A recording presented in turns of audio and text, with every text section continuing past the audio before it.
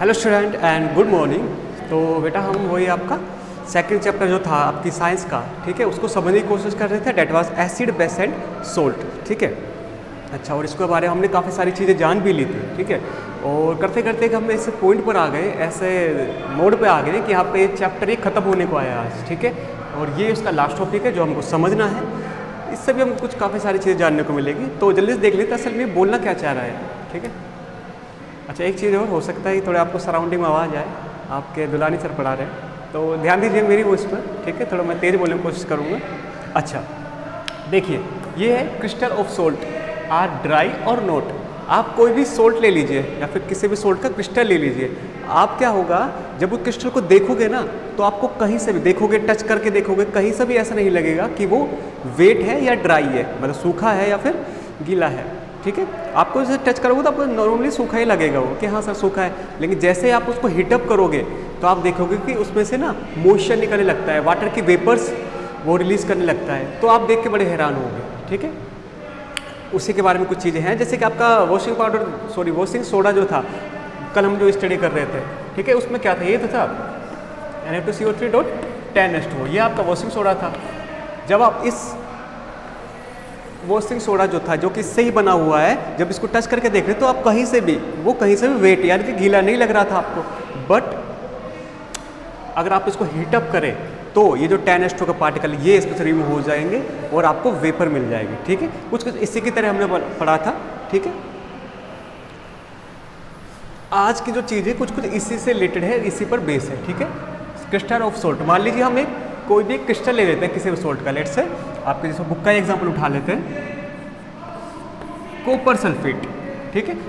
आपने बोला कि ये कॉपर सल्फेट का क्रिस्टल है, ठीक है, इसको लो और इसको गर्म करके देखो, ठीक है। आपने क्या लिया, एक टेस्ट ट्यूब लिया, इसको थोड़ा तिरछा किया, ठीक है। तिरछा करने का भी रीज़न बताएंगे। और यहाँ पर आपने इसको हीटअप करना स्टार्ट किया, ठीक है। यहाँ पे आपने बर्नर लगा दिया, ठीक है। थोड़ी ये मेरी ड्राइंग कुछ ऐसी ही है, ठीक है। आपने ये बर्नर लगा दिया यहाँ पे और यहाँ से ये हीट जा रही है। मैं लिख देता हूँ, यहाँ से हीट जा रही है। इसमें आपके जो क्रिस्टल्स हैं, किसके, CuSO4 के, कॉपर सल्फेट के जो क्रिस्टल यहाँ पर रखे हैं, और आप इसको हीटअप कर रहे हो।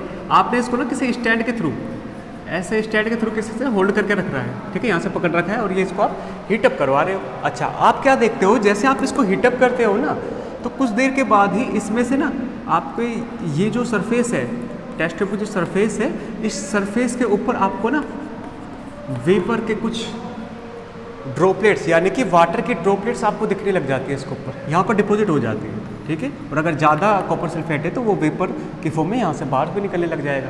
तो आप पूछ सकते हो कि सर जब हमने इसको टच किया है, कॉपर सल्फेट तो खाली यही था, इसके अंदर जब इसको हीटअप कर रहे हैं तो ये जो इसके अंदर से वेपर निकल रही है, वो वेपर कहाँ से आ रही है, वो जनरेट कहाँ से हो रही है, ठीक है, क्योंकि आपने टच भी किया था तो गीला नहीं लगा था। तो देखिए इसका रीज़न क्या है।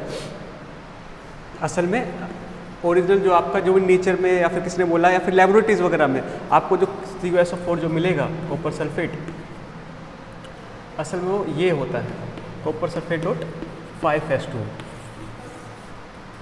आपको जो भी कॉपर सल्फेट लेबोरेटरीज में आपको मिलेगा वो असल में ये होता है कि एक कॉपर सल्फेट का जो कंपाउंड है उसके साथ 5H2O के जो अदर कंपाउंड है वो उससे जुड़े हुए रहते हैं, कनेक्ट रहते हैं, ठीक है। जैसे मान लीजिए एक CuSO4, इससे आपका 1 2 3 4 5 H2O के पार्टिकल ऐसे जुड़े रहते हैं, ठीक है।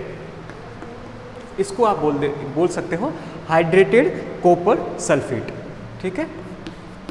मैं लिख देता हूँ हाइड्रेटेड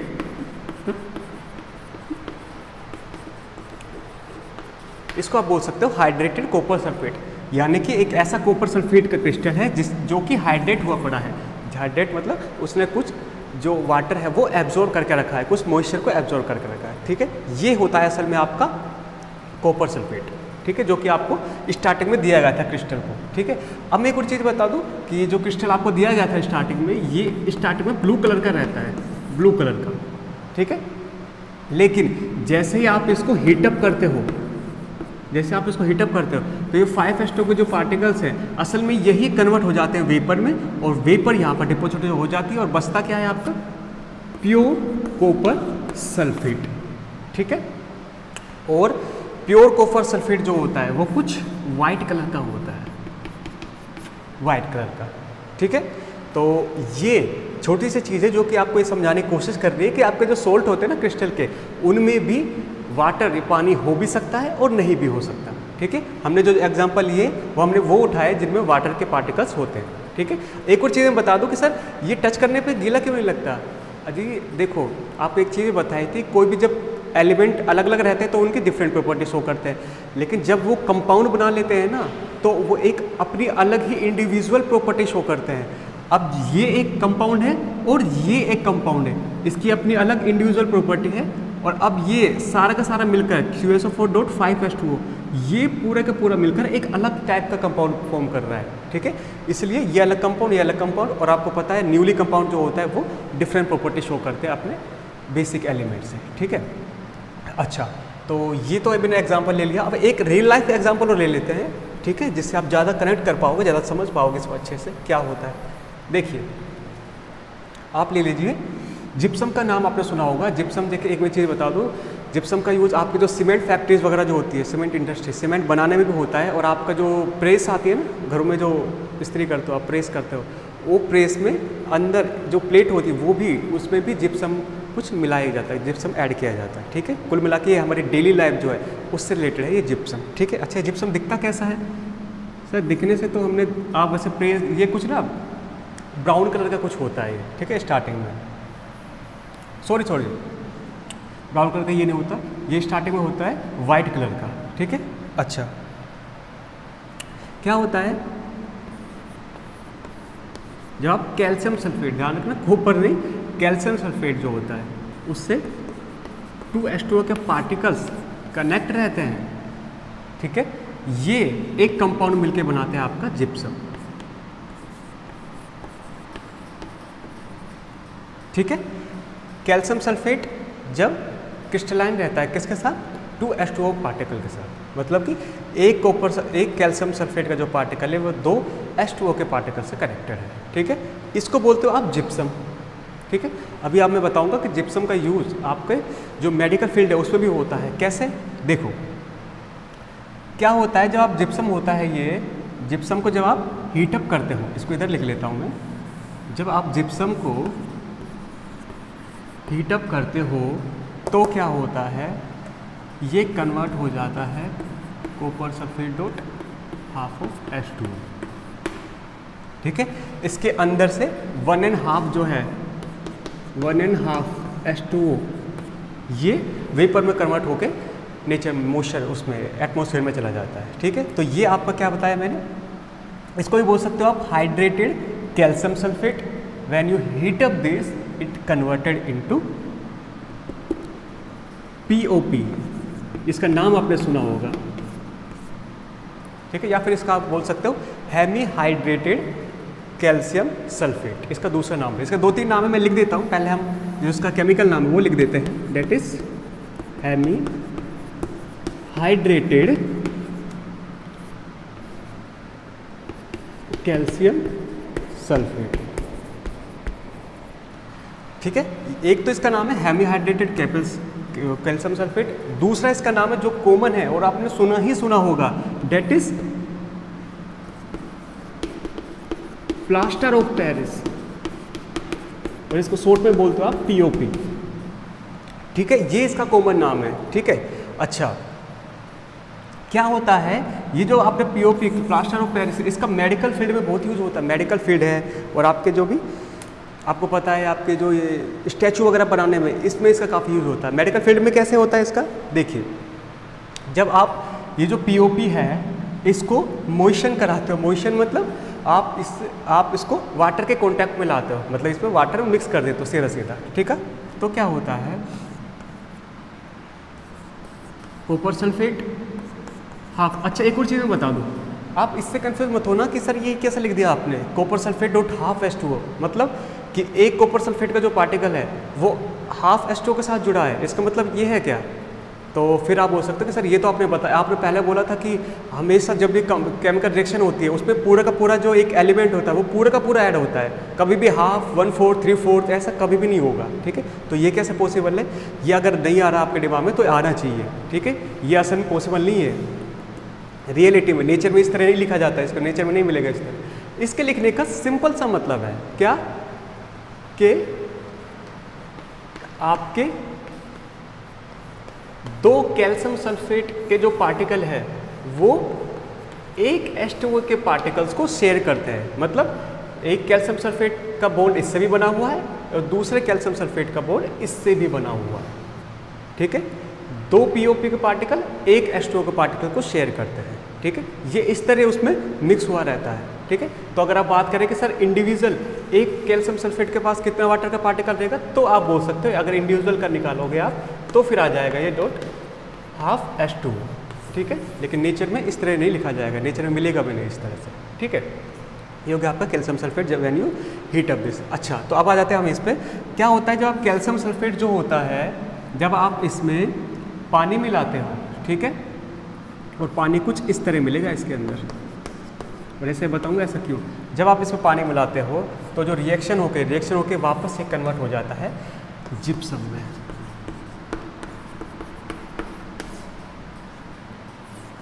अब मेन चीज़ आती है कि सर ये रामायण जो हमने किया इसका यूज़ किया है, ये इसको हीटअप कर रहे हैं, उसमें कन्वर्ट हो रहा है हाफ H2O 2H2O, सिंपल सा कोई चीज़ ही नहीं है। मेडिकल फील्ड में क्या यूज़ होता है, देखिए आपके जो भी फ्रैक्चर वगैरह हो जाते हैं तो आपका डॉक्टर जो करता है वो POP अपने प्लास्टर बोलते हैं, उसको प्लास्टर चढ़ा दिया है, उसकी हड्डी ब्रेक हो गई है, बोन ब्रेक हो गई। क्या होता है POP में जैसे आप वाटर मिलाते हो ना, स्टार्टिंग में POP होता है ये जो डॉक्टर उसके पास होता है वो क्या करते हैं इसमें वाटर ऐड करते हैं। वाटर जब इसमें ऐड होता है तो उसमें से हर एक POP में हाफ H2O का पार्टिकल ये ऐड होता है। ठीक है, अब आप हाफ H2O का पार्टिकल इसमें कंफ्यूज मत होना, इसका मतलब कि आपके एक POP के पार्टिकल दो POP के पार्टिकल से तीन ये जुड़े हुए हैं। तीन कैसे मैं बता देता हूँ। देखो इसको ना एक एज्यूम करो, इसको मैं एक A नाम का कोई कंपाउंड बोल लेता हूँ, इसको पूरे को A नाम का कंपाउंड। ठीक है, A नाम का कोई कंपाउंड है, इसके साथ 1.5 H2O के पार्टिकल जुड़े हुए हैं, तो ये भी ऐसे ही है। तो दो, एक A का पार्टिकल ये, एक A का पार्टिकल, इससे कितने वो जुड़े रहेंगे? तीन। जैसे कि मान लीजिए एक मान लिया H2O इससे जुड़ा है और एक H2O इससे जुड़ा है, और हो सकता है एक H2O इसको इस तरह से जुड़ा हो। ठीक है, एक H2O इससे जुड़ा है, एक H2O इससे, एक H2O इससे। ठीक है, इस तरह से ये पूरे कंप्लीट मतलब दो A जो है इनके साथ कंप्लीट तीन H2O के पार्टिकल जुड़े हुए हैं। ठीक है, तो इनमें कंफ्यूज मत होना है कि आपका हाफ है, 1 है, 2 है, और आपको ऐसे याद भी नहीं रखना है कि इसमें दो जुड़ रहे हैं तो जाके 3 बन रहा है, इसमें 5 जुड़ रहे हैं तो जाके 10 बन रहा है। नहीं, आप बस सीधा इस चीज़ को याद रखिए। ठीक है, और जैसे से आप इसको यूज़ करोगे तो हम काम आ जाएंगे। अच्छा, हम बात कर रहे थे कि जब आपको बोन वगैरह ब्रेक होती है तो क्या करता है डॉक्टर, वो POP लेता है, उसमें पानी मिला देता है। पानी जब मिलाता है तो उसमें हर एक POP से हाफ H2O का पार्टिकल जुड़ जाता है, और जैसे ये जुड़ता है ये कन्वर्ट हो जाता है वापस जिप्सम में, और जिप्सम एक हार्ड वाइट सॉलिड मैटर होता है। ठीक है, तो जैसे आप वाटर उसमें मिला के बांधते हो तो बहुत टाइट हो जाता है, बहुत ज़्यादा टाइट, इतना टाइट कि जब उसको हटाते हैं ना हथौड़े बार खताना पड़ता है वो। ठीक है, इतना ज़्यादा सॉलिड हो जाता है, इतना ज़्यादा हार्ड हो जाता है। ठीक है, तो इस पूरे रामायण सबको ये पता चल रहा है कि आप जो क्रिस्टल आप देखते हो ज़रूरी नहीं है कि वो ड्राई हो, वो वेट भी हो सकते हैं। वो अलग बात है कि उसमें जो वाटर है वो क्रिस्टलाइन फॉर्म में उनमें ऐड हो, मतलब एक क्रिस्टल की फॉर्म में उनसे जुड़ा हुआ हो। ठीक है, वाटर जो है वो उनसे क्रिस्टल की फॉर्म में जुड़ा हुआ हो। ठीक है, और जब भी क्रिस्टल फॉर्म में जुड़ा हुआ रहेगा वो हमको गीला वेट नहीं लगेगा। ठीक है, अच्छा यहाँ पर आपका जो ये कहानी है सेकंड चैप्टर की ये यहीं पर ख़त्म हो जाती है। और बेटा एक और चीज़ देखो, कभी कोई स्टूडेंट ऐसा सोच रहा हो, अब मैं जो मेन पॉइंट है वो बोल देता हूँ कि कभी कोई ऐसे स्टूडेंट सोच रहा हो कि एक बार ना स्कूल ओपन हो जाने देते फिर आराम से पढ़ेंगे, अभी तक तो ठीक है ऑनलाइन यहाँ से देख लिया, किसी दूसरे टीचर ने देख लिया, या फिर जो भी आप करते हो, ठीक है, उसमें नहीं जा रहे हो, मतलब आपने कहीं से भी कोई चीज़ देख ली और ठीक है इसको बाद में कर लेंगे, अब इसको जाने देते हैं। ठीक है, होमवर्क नहीं कर रहे हैं अपन, वीडियोज़ नहीं देख रहे हैं, ठीक है, मतलब पढ़ाई में बिल्कुल ध्यान नहीं दे रहे, और ऐसा सोच के बैठे कि एक बार स्कूल ओपन होने दो तब करेंगे। नहीं जी, स्कूल के एटलीस्ट 2 या 2.5 महीने तक तो बिल्कुल ओपन नहीं होने, इससे दूर दूर तक कोई वो नहीं है। एटलीस्ट 2 महीने तक तो कहीं ओपन नहीं होने स्कूल, कहीं पर भी। अपने यहाँ पे तो 2 महीने तक बिल्कुल नहीं होगा। 2 महीने बाद क्या आ जाएगा, अभी जुलाई चल रहा है, अगस्त सितंबर आ जाएगा, तो क्या अक्टूबर से पढ़ना स्टार्ट करोगे? अक्टूबर नवंबर दिसंबर 3 महीनों में इतने जीनियस बन जाएंगे क्या? नहीं, ऐसा नहीं होगा। आपका जो पैटर्न है ये आगे तक अब यही चलेगा, और ये मैं कम से कम बोल रहा हूँ, हो सकता है आपको दिसंबर तक यही पैटर्न फॉलो हो, और अगर ऐसा फॉलो होता है तो उसमें कोई हमको हैरानी है, बड़ी बात नहीं है इस चीज़ में कि भाई ऐसा क्यों हो रहा है, क्योंकि एटमोसफेयर अब कंडीशन इस तरह बनी हुई है कि स्कूलिंग जो है उसको तो आपको कंटिन्यू करना है। तो आपके पास फ़िलहाल यही ऑप्शन बचता है कि आप जो भी आपको ऑनलाइन वीडियोज़ या फिर जो भी चीज़ें मिल रही है उन पे ध्यान लगाएं, ठीक है। और साथ में साथ जैसे मान लीजिए आपके चैप्टर है, जहाँ तक टॉपिक कंप्लीट हो जाता है, एक तो ये ड्यूटी है कि एक बार उसको पढ़ ले और कोई डाउट है तो पूछ ले, और अगर डाउट नहीं है आपने पढ़ लिया, फिर जो उसके क्वेश्चन होते हैं उससे रिलेटेड क्वेश्चन आपके ब्लू क्वेश्चन दिए रखे होते हैं उसमें बुक में, अगर किसी ने ध्यान दिया हो तो। और ब्लू क्वेश्चन जो होते हैं वो काफ़ी लॉजिकल टाइप से होते हैं, वो सीधे पॉइंट टू पॉइंट फोकस करते हैं किसी भी उस पर कॉन्सेप्ट पर। वो ब्लू क्वेश्चन आप तभी कर पाओगे जब आपके कॉन्सेप्ट क्लियर है ओनली। अगर कॉन्सेप्ट क्लियर नहीं है तो फिर उनको छेड़ने का कोई मतलब है नहीं, ठीक है। अच्छा, तो एक चीज़ ये है कि आज जो है, आज के डेट में आपके जो भी डाउट है सेकंड चैप्टर से रिलेटेड, कोई रिएक्शन संबंधी आए हो, कोई टॉपिक हो, कोई कॉन्सेप्ट, कोई अलग चीज़ या फिर कोई नई चीज़ ऐड करवानी हो सेकंड चैप्टर में, जैसे NaCl के बारे में बात कर रहा था, तो ऐसे जो भी आपके डाउट वगैरह है ना, उन सारे डाउट को उठाओ और भाई मेरे पास व्हाट्सअप कर दो उनको, जिससे कि अभी जो नेक्स्ट वीडियो आएगी आपकी उसमें उन सबको कवर करके आपके ये चैप्टर ये फिनिश किया जा सके, ठीक है। मेरी तरफ से ये चैप्टर वो है फिनिश, फिर भी मैं इसके कुछ क्वेश्चंस उठाऊँगा जो कि ज़्यादा मेरे को ज़्यादा जो लॉजिकल लग रहे हैं उन पे बेस्ड एक छोटी सी वीडियो बनाऊंगा मैं। और ऐसा करते हैं उनको देख लेते हैं, आपके ज़्यादा क्वेश्चंस है नहीं वैसे वो, तो फिर ऐसा करें उनको अगली वीडियोस में कवर करें। ऐसा करते हैं 2-4 क्वेश्चन अभी देख लेते हैं, बाकी फिर अगली वीडियोस में करेंगे। मैं ब्लू क्वेश्चन जो है आपके बुक में मेरे पास है, ब्लू क्वेश्चन जो है वो उठा रहा हूँ, ठीक है। जो कॉमन है उनको मैं छोड़ दूंगा, जो ज़्यादा लॉजिकल लग रहे हैं मेरे को उनको मैं यहाँ पे थोड़ा सोल्व कराऊंगा। अच्छा देखिए, आपसे एक क्वेश्चन पूछा गया है इसमें कि आपके जो भी खट्टी चीज़ें होती है, सोर या कर्ड जैसे दही, उनको आपको जो भी आपके मेटल जैसे कॉपर है उनके बर्तन में क्यों रखना चाहिए, क्योंकि भाई जब ये दोनों मिलते हैं ना तो एक टॉक्सिक क्रिएट होता है। When you add curd with metal या कॉपर समथिंग लाइक दैट, ठीक है, जब भी आप इनसे ऐड करते हो तो एक टॉक्सिक केमिकल क्रिएट होता है जो कि हमारी बॉडी के लिए ठीक नहीं है, ठीक है। दैट इज़ स्लो पॉइजन, तो इसलिए उनको उसके अंदर नहीं रखना चाहिए, ठीक है। सेकंड क्वेश्चन कोई खास नहीं है। थर्ड क्वेश्चन आप देखिए, थर्ड क्वेश्चन एक बहुत ज़्यादा शानदार क्वेश्चन पूछा गया आपसे। क्या बोला गया है, ब्लू क्वेश्चन मैं बोल रहा हूँ, ब्लू क्वेश्चन स्टार्टिंग जो हो रहा है उसका थर्ड क्वेश्चन, इस पर आपसे ये पूछा गया है कि ए नाम का कोई कंपाउंड है, इसको ध्यान से देखिएगा कि ए नाम का कोई कंपाउंड है, ठीक है। अच्छा, ए नाम का कोई कंपाउंड है, इसकी रिएक्शन डाइल्यूटेड HCl के साथ कराई जाती है, ठीक है।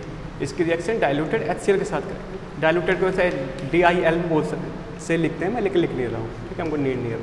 ए नाम का कोई कंपाउंड है, इसकी रिएक्शन HCl के साथ करा रखी और बोल रखा है कि रिएक्शन होने के बाद आपको एक ऐसी गैस, नाम नहीं बता रखा, रिएक्शन होने के बाद आपको एक ऐसी गैस मिलती है जिसका यूज़ आप किसी कैंडल यानी कि मोमबत्ती जो जल रही है उसको बुझाने के लिए कर सकते हो, ठीक है।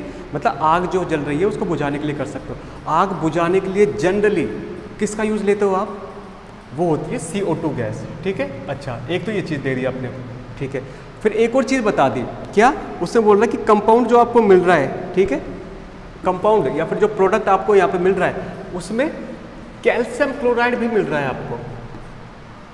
ये क्वेश्चन दिया गया है आपसे और ये इस पर सीधा सीधा कुछ नहीं बोला गया है, ठीक है।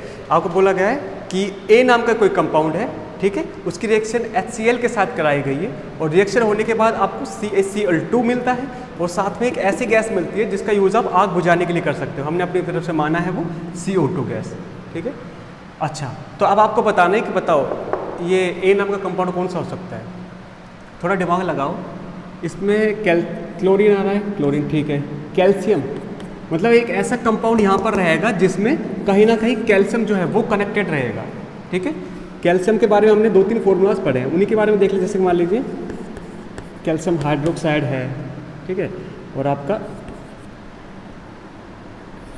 कैल्शियम कार्बोनेट है, ठीक है। इस तरह के अपने फॉर्मूला पढ़े हैं। क्या इनसे रिलेटेड है क्या कुछ चीज़ें, इनको करके देखें। हमें तक हमने 2 फॉर्मूले देखे, देखिए